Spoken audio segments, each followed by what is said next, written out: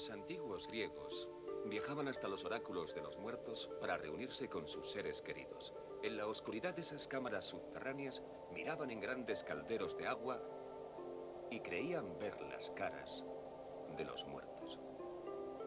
Ese contacto sigue siendo real en la actualidad. Buenas noches. Pues parece que en el presente, como en el pasado, también se intenta la comunicación de los vivos con los muertos, o de los muertos con los vivos, y que hay gente que lo logra, principalmente gracias a la fuerza del cariño. Esa fuerza que estos días está tan presente, puesto que recordamos a nuestros difuntos. Mi hijo enfermó de cáncer, me le dieron con un mes de vida, me lo traje del clínico y vivió un año. Ese año fue pues un año de mucho sufrimiento y un calvario tremendamente grande porque los dolores eran horrorosos. Le poníamos 12 inyecciones de morfina porque él no podía soportar los dolores, aunque su enfermedad la llevó con una resignación muy grande. Él jamás le oía un lamento, nada más que decía, papá, pínchame, así hasta que llegó el día 14 de febrero, que a las 9 de la mañana entregó su alma a Dios a la misma hora en que él había venido al mundo. En este cementerio de Illescas, Rosa Píriz dice que Félix, su hijo, comenzó a comunicarse con ella. Ya a los 16 días le pusimos el panteón y entonces yo empecé ahí y todos los días yo veía unas manchas oscuras que empezaron saliendo en el lateral izquierdo y yo me venía para mi casa y yo decía, Dios mío, con el trabajo que me ha costado ponerla y ahora se me está estropeando. Y claro, al otro día cuando llegaba estaba blanca. A los 10 o 15 minutos de estar yo en el panteón volvía otra vez la mancha oscura. Pero a los 3 días o 4 aproximadamente, entonces hizo en el centro de la sepultura, hizo la forma de 2 corazones. Y allí empecé a sospechar. Esto no es una simple mancha. ¿Qué le deberé a mi hijo? ¿Qué no le habré hecho yo a mi hijo? Pero si no me quedó nada por hacerle. Entonces, al otro día ya cuando fui, en vez de ser en el centro, ya hizo un corazón perfectamente bien hecho en el lateral derecho de la sepultura. Y así ese corazón no volvió a desaparecer hasta los 10 meses que yo me enteré de lo que él me estaba pidiendo. Pues él empezó a manifestarse pues con las plantas de los pies, las manos, del tronco para arriba, o sea, todo de la cintura para arriba, todo el busto, ¿no? Se veía perfectamente su imagen. Todos decían que yo me iba a volver loca, que me estaba volviendo loca, y dice mi cuñada, pues ahora voy yo, y fue ella, y no vio nada. Y cuando yo llegué a los 10 o 15 minutos aproximadamente, mi hijo empezó sacando el corazón, que lo vio ella, y vamos, y lo veía toda la gente. Ella empezó a comentarlo, mira lo que le pasa a mi cuñada Rosa, las voces empezaron a correrse, y ya no iba solo la gente del pueblo a verlo, sino que de los pueblos alrededor también venían. A los 8 meses de haber muerto mi hijo, bueno, pues lo comentan con una curandera lo que estaba pasando, los fenómenos que me estaban pasando. Y esa curandera le dijo a esta señora que yo hiciera unas cosas y que iba a desaparecer. Yo le pedí la seña, fui a esta curandera y entonces esta señora me dijo, señora, su hijo tenía un poder tremendamente grande. Dios le puso una prueba tan dura, él no la pudo superar y Dios se lo llevó, pero usted es su hijo. Va a haber mucho y todo muy bueno. Yo soy solo una madre que está cumpliendo una misión. Yo no me considero curandera y no es porque desprestigie el curanderismo. Dios a mí me librase. Yo sé que hay curanderos y curanderas que hay que descubrirse ante ellos, pero yo soy solo una madre que cumple una misión. Entonces cuando empecé, desapareció todo del cementerio y las manchas no volvieron a aparecer nunca más. Las formas de su cuerpo, que todos los días él limpiaba y quedaba la sepultura limpia para el otro día cuando yo llegaba. Entonces él nunca más de esa manera volvió a aparecerse como diciendo, mi madre ya está haciendo lo que yo quiero, cosa que tengo que darle gracias a Dios y a mi hijo, por supuesto, de que se lo hizo ver a tantas personas para que vieran que su madre no estaba loca. El mensaje, al parecer, por fin fue comprendido. Rosa ya se encuentra tranquila. Su hijo probablemente también. Sobre el tema que nos ocupa esta noche, podemos hacernos y hacer muchas preguntas, como aquella que se hizo el Premio Nobel de Literatura Miguel Ángel Asturias en uno de sus versos: ¿en dónde está el morir de lo que vive? Bueno, para responder a otras preguntas, esta noche se encuentra con nosotros don Antonio Gamonal, psicólogo, profesor en la Universidad de Madrid de Psicopatología. Ante lo que hemos visto, ¿hay alguna respuesta científica? Yo creo que sí. De una parte a mí me gustaría decir que yo respeto muchísimo todas las creencias, pero a mí parece que podría haber también de todos estos fenómenos pues otra lectura de alguna forma a través de una aproximación más científica. Yo creo que lo que esta mujer está diciendo se podría leer no como un fenómeno de comunicación con otra persona, que a su vez esa persona ejerce una comunicación con la madre, ¿no?, sino como un fenómeno de comunicación intrapsíquico, podemos decirlo, es decir, de la madre consigo misma. Hay algunas frases que yo creo que son como muy significativas, en el que la madre se pregunta que qué es lo que no ha hecho por su hijo, que qué culpa tiene en todo esto que está pasando. Y cuando ella se queda tranquila, cuando parece que dice que ya tiene una misión y que ya ha cumplido y que ya su hijo la ha entendido o ella se ha entendido, pues desaparece todo el fenómeno. Don Ramiro Calle, especialista en culturas orientales, de las cuales durante 5 años impartió enseñanza en la Universidad Autónoma de Madrid, y también escritor. Su último libro precisamente se titula Enseñanza para una muerte serena. O sea que sobre estos casos tal vez en el libro haya dicho ya mucho, ¿no? Sí, he acompañado a muchas personas hasta la muerte enseñándoles a morir con estas técnicas milenarias de Oriente. El mismo Buda ya enseñó a morir a varios familiares. En este sentido quiero decir, respetando también como nuestro compañero todas las creencias, que indudablemente los científicos saben, pero hay que decir que los místicos saben mucho más que los científicos. A continuación, antes de presentarles al resto de los invitados de esta noche, vamos a ofrecerles otro testimonio. Un testimonio por el que el tema en que nos ocupa, aún en él nos adentramos más, mucho más en su misterio. Y cuando he vuelto a España me encuentro en el contestador una noticia que me ha hecho sentir muy mal, porque mi padre me decía llorando, gritando, sollozando muy fuerte: Regina, tu mamá ha muerto, tu mamá no está más entre nosotros.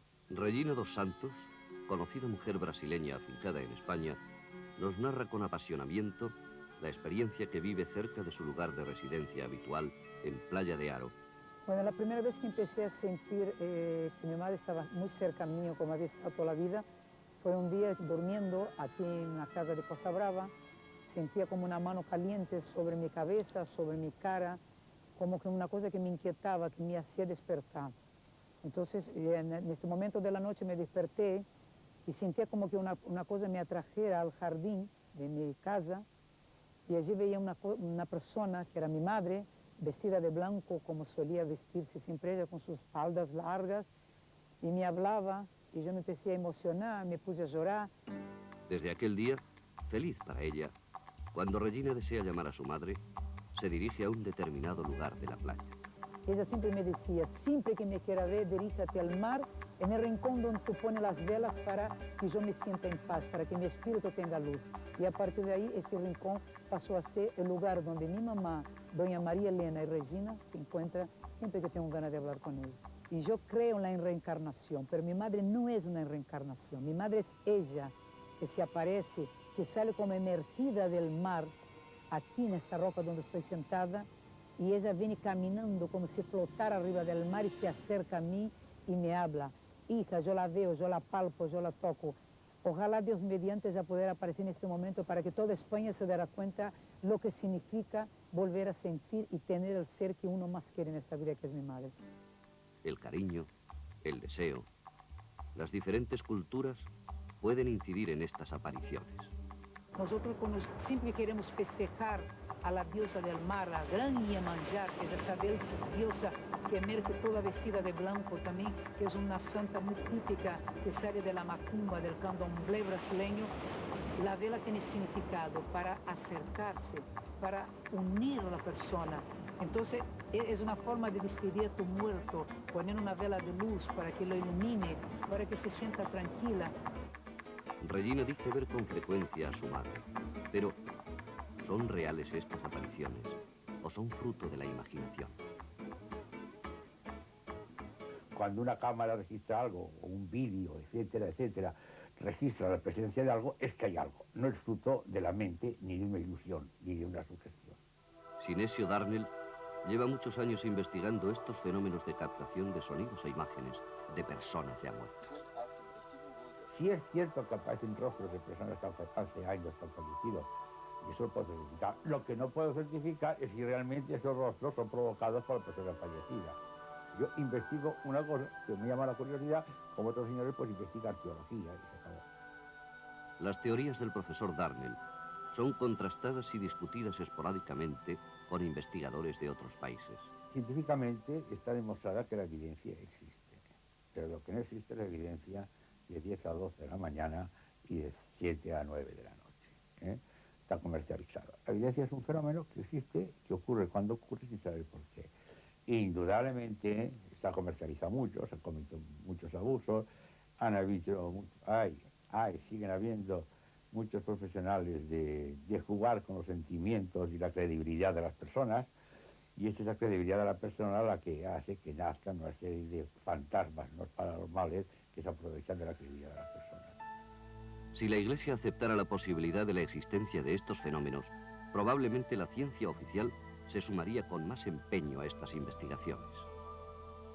Y si yo le dijera a usted que el Vaticano tiene el mejor laboratorio de parapsicología y que trabajan e investigan como los primeros, lo único que pasa es que da la sensación de que los resultados pues no se dicen. Fantasmas, el miedo a la muerte, alucinaciones. Los muertos se hacen visibles. Yo como hombre de laboratorio no puedo certificado. Si me dejara llevar de mi romanticismo, si me dejara llevar de mi ilusión, si me dejara llevar pues de teorías filosóficas, pues diría que sí, pero como hombre de laboratorio pues tengo todavía mi freno a admitir que realmente sean personas que están viviendo en otro estadio sin necesidad de cuerpo físico. Materia y energía son dos aspectos diferentes de una misma realidad, ¿no? Eso es indudable. Energía es la materia como materia es la energía. Lo que es verdad es que aunque aparezca el soporte físico este aparato, bueno, hay algo energético, inteligente o algo más que energético que no se destruye. Le pondré un ejemplo muy sencillo.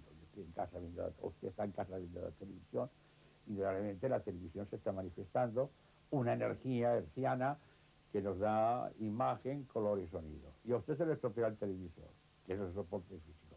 Deja de ver la imagen, deja de ver el sonido y deja de ver todo. Pero sin embargo, la energía que produce esa imagen y el sonido sigue estando en el medio. La controversia está servida. Las investigaciones tienen rigor científico o son manipulaciones técnicas.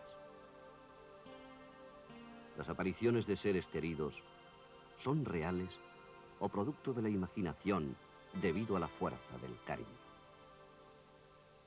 Vamos a intentar obtener esta noche una respuesta a todas estas preguntas. Don Esteban Galán, ingeniero de telecomunicación, que actualmente hace trabajos de investigación dominando las técnicas de captación, doctor en ciencias de la comunicación y fue jefe del Centro Internacional de Radio y Televisión en los Juegos Olímpicos de Barcelona del 92.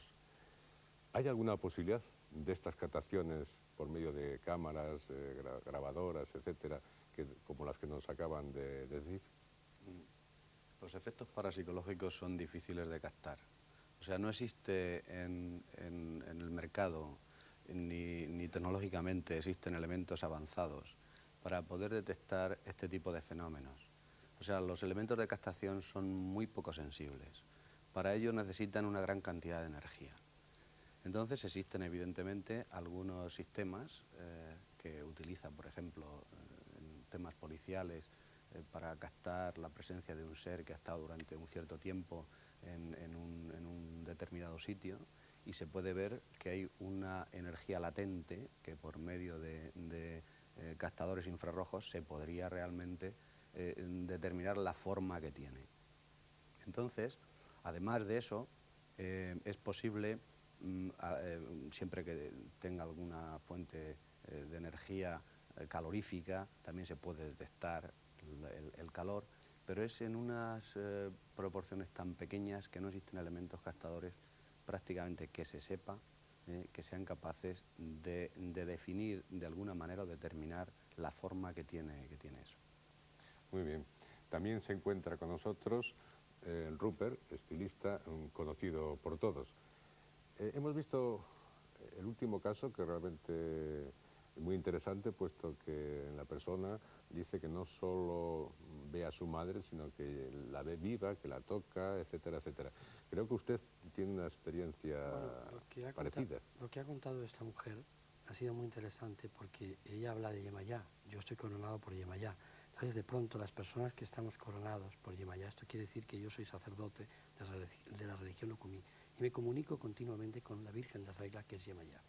¿Por qué me comunico? A través de mis cocos y a través de mis enseñanzas de mis mayores. Pero luego, después de comunicarme con Yemayá, siempre tengo la presencia de mi madre. Mi madre hace como 12 años que se fue al otro mundo, y entonces, cuando tengo problemas o tengo cosas que me van a ocurrir en la vida, y tengo gente que me está fastidiando o cosas que me están ofreciendo, cambiar de país o todo esto, siempre aparece mi madre en un momento dado, como en un sueño, pero a veces digo, pero si no estoy soñando, la estoy viendo, y ella me habla y me dice lo que tengo que hacer, lo que no tengo que hacer, con qué personas debo hacer. Hay algo impresionante. Esto me ha pasado desde el principio que ella se fue al más allá hasta el día de hoy. Y también tengo que aclarar que mi padre, yo en la Argentina tuve una evidencia muy grande con mi padre, nada más morir a las 2 semanas, me dijo el día que iba a morir mi madre, se me apareció y tuve en contacto y me dijo el día que iba a morir mi madre, 12 años, tal día y en España. Fue una cosa, y moriría rodeada de médicos. Mi madre murió exactamente igual, no murió en un hospital, sino que estaba en una reunión de médicos preguntándole por mí y ella hizo así, se quedó muerta, como una cosa de locos. Un importante testimonio más. Seguiremos intentando saber más sobre las posibles comunicaciones entre los vivos y los muertos. Vamos a continuación a ofrecerles un reportaje sobre los experimentos llevados a cabo por el conocido doctor Raymond Moody. Yo diría que ambos. Que es el amor recíproco el que probablemente hace estas experiencias posibles. Es la fuerza del cariño. Yo dije, esto no puede estar ocurriendo porque tú ya no estás vivo.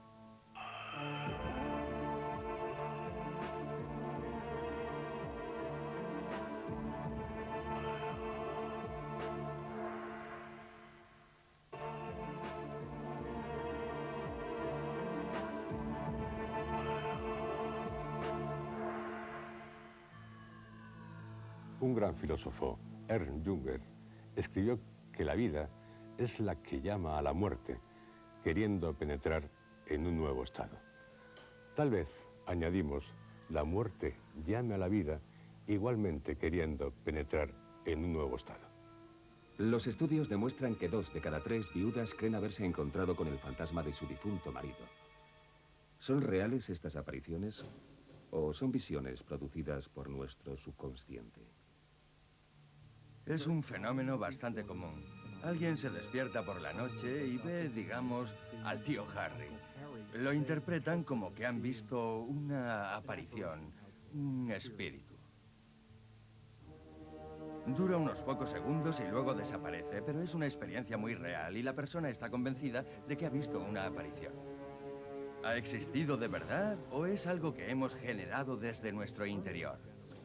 Tenemos que descubrir qué está ocurriendo realmente a través de la experimentación.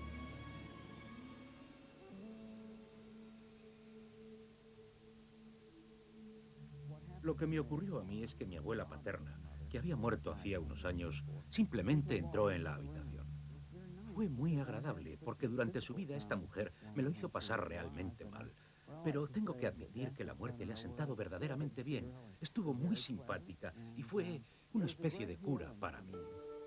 El Dr. Moody, autor de grandes éxitos sobre la muerte y las experiencias espirituales, ha estado experimentando con los encuentros con fantasmas bajo circunstancias controladas. La ciencia lleva años diciendo que no podemos reproducir estas experiencias, que estas solo se producen espontáneamente y que no se puede planear estar presentes mientras está ocurriendo una de ellas. ¿O se puede? Utilizando esta pequeña habitación, el Dr. Moody ha estudiado a más de 300 sujetos que desde aquí, observando espejos, han intentado ponerse en contacto con sus muertos. Esta habitación se denomina Psychomantium, que significa teatro de la mente, tomando el nombre de las cámaras en las que los antiguos griegos buscaban apariciones en charcos de agua. En un principio creía que solo un pequeño número de personas tendría la experiencia, pero la verdad es que ha sido extraordinario. Hasta tal punto que he calculado que un 50% de los sujetos han tenido encuentros realmente sorprendentes, que ellos, bajo su punto de vista, interpretan como visiones de sus familiares fallecidos. Este es un día muy especial porque hace casi un año que vine al Psychomantium del Dr. Moody. Pensé, estos experimentos son muy interesantes y me encantaría encontrarme con mi hija. Carol Poole vuelve a ver al Dr. Moody un año después de que quisiera reunirse con su difunto hijo John en el Psychomantium. Él entró y fue algo natural. Yo no sentí que fuera nada fuera de lo normal. Era como si hubieran pasado solo unas pocas horas y no 3 años. Había un lazo de amor que era muy, muy fuerte. Y de hecho, desde que vengo al Psychomantium, estoy convencida de que la mejor manera de que vuelvan es volver a través de este lazo de amor. Yo dije, esto no puede estar ocurriendo porque tú ya no estás vivo. Y él no contestó nada, pero entonces me di cuenta de que era un juicio erróneo. Decir que él se había ido porque estaba allí, seguía aún vivo. Soy consciente de lo que la mayoría de la gente piensa de esto. Y si hace años me lo hubieran contado, me habría echado a reír.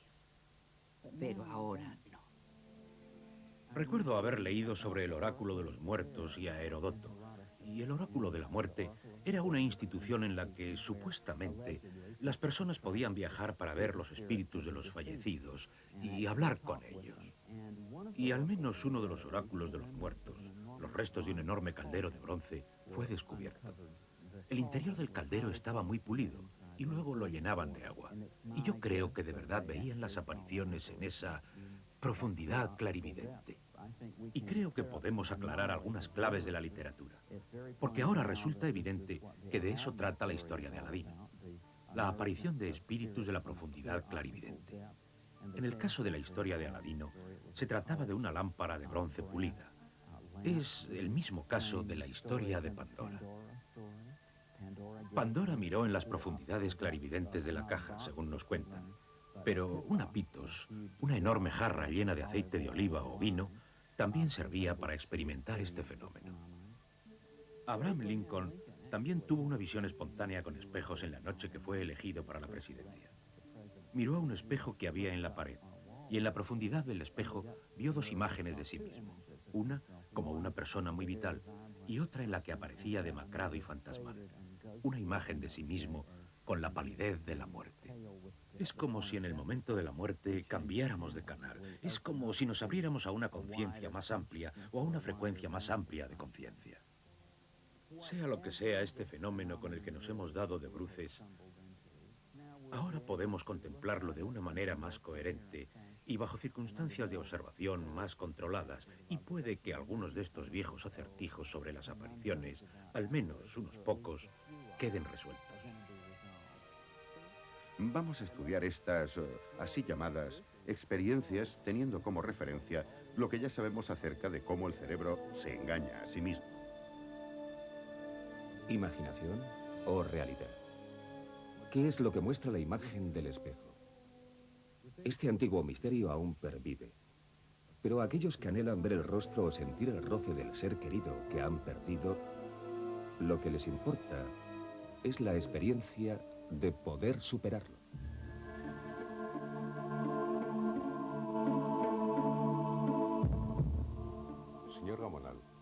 ante todo esto, ante lo que es la imaginación y la realidad, la ciencia, ¿qué dice?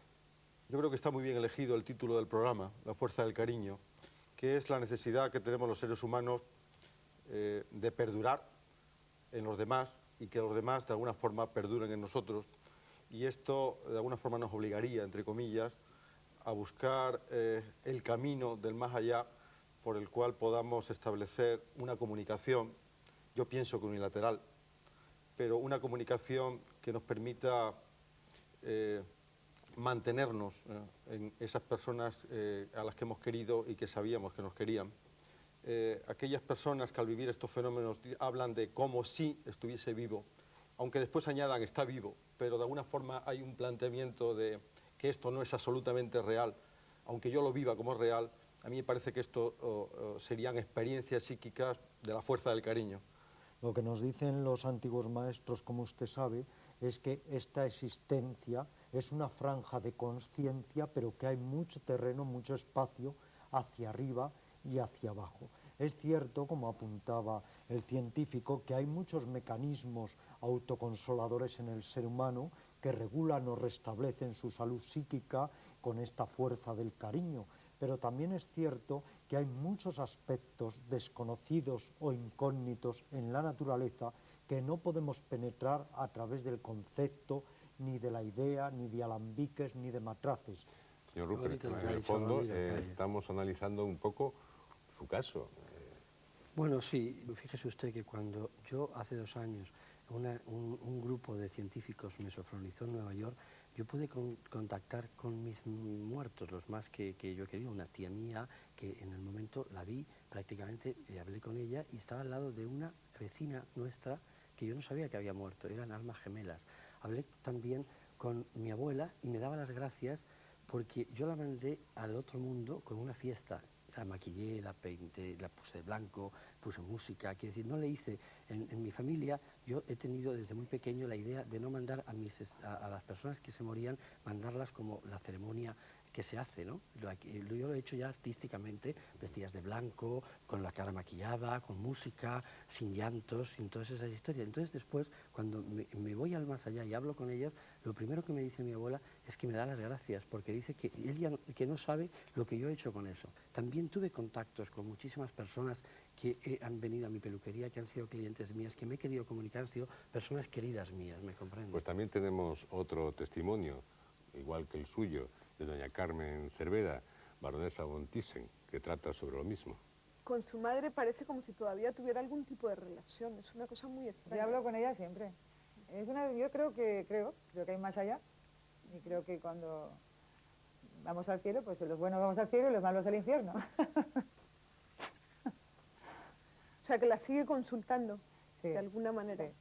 Sí, recibo respuestas porque también hay que tener tiempo para pensar en esta vida, que casi nunca damos tiempo a pensar. Creo que el pensar es muy importante. A veces me gusta caminar sola y pensar.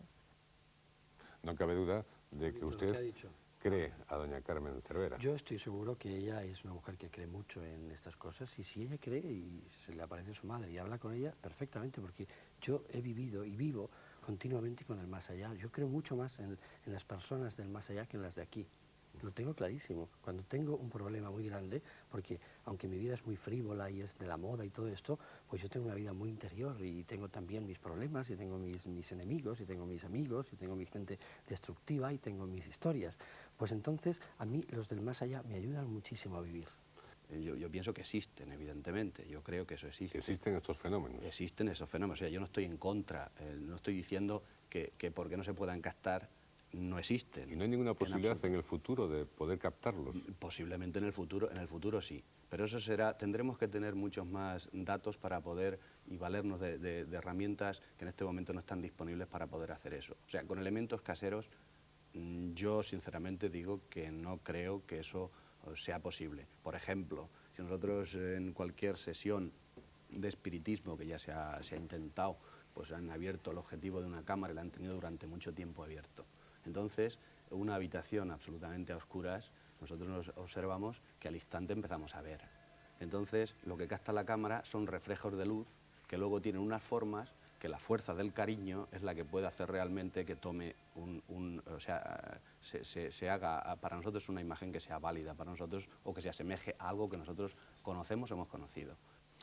Y por esos medios, digamos, tecnológicos, ¿no? Pero espiritualmente, ¿se puede alcanzar una verdad sobre esto? Si una persona es capaz de ir más allá de su ego, de su individualidad, puede comunicarse con lo transpersonal y con lo total, y puede vivir experiencias que nos están ahora vedadas y veladas precisamente porque estamos todos enganchados en la jaula de nuestro ego. Ir más allá de su ego. Este es el mensaje de los místicos y el mensaje de los científicos, porque una persona que crea que tiene el contacto con una persona querida, fallecida, realmente tiene ese contacto, ¿es real para ella? Psíquicamente sí, para ella es una realidad psíquica lo que está viendo. ¿Y no deberíamos interpretar esa realidad bien como una verdad cierta para esa persona? El problema es la objetividad. Respecto a las demás. Respecto a la realidad claro. Y de los demás, que es el campo de la ciencia. Lo que ocurre es que a mí se me ocurre decir que yo no entiendo por qué todo este campo de conocimiento tiene que ser validado por la ciencia. ¿Por qué el empeño de que aparezcan instrumentos, maquinarias, que de alguna forma objetivicen todos estos fenómenos? A mí me parece que el campo de la fe tiene unos espacios que la razón nunca va a alcanzar y que son esferas distintas, por decirlo de alguna manera, de la realidad. Dejemos a la fe que crea y dejemos a la ciencia que trabaje en los hechos, en los datos, en la objetividad.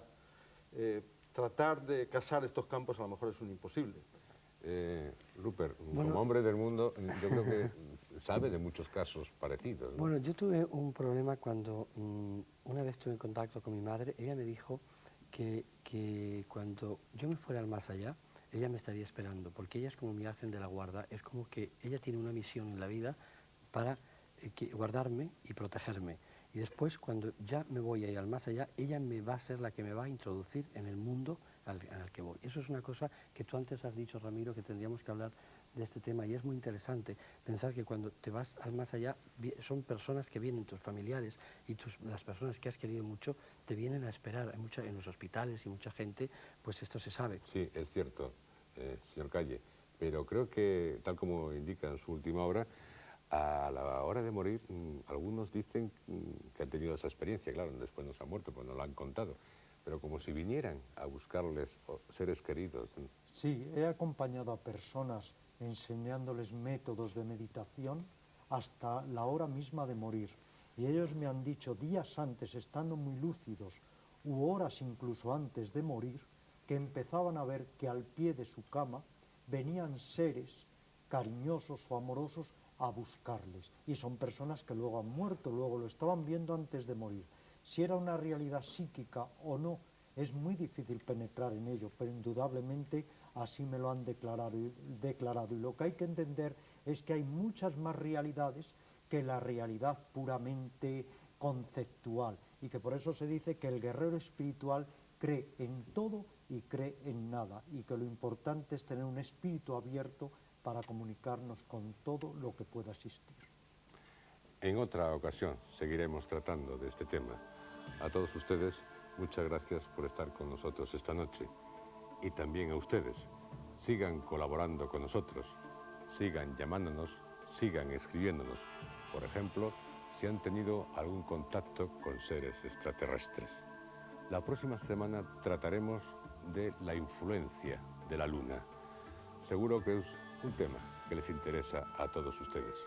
La Luna todavía nos guarda muchos secretos, y que tengan felices sueños. Buenas noches.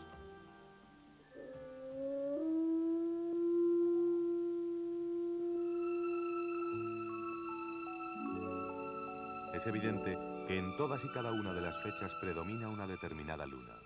Pero aunque nuestro conocimiento de la Luna ha aumentado, el misterio persiste.